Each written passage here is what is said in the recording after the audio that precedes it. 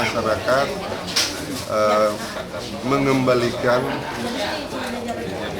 barang-barang atau uang yang diserahkan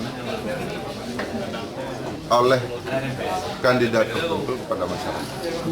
Masyarakat tidak rela bahwa proses pemilihan kepemimpinan ini dizalimi dan dihargai dengan rupiah atau materi lain.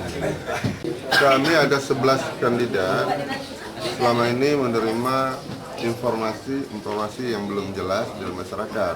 Oleh karenanya kami menyatu diri dalam sebuah forum ya, untuk pendampingan kepada masyarakat dalam rangka mencari keadilan.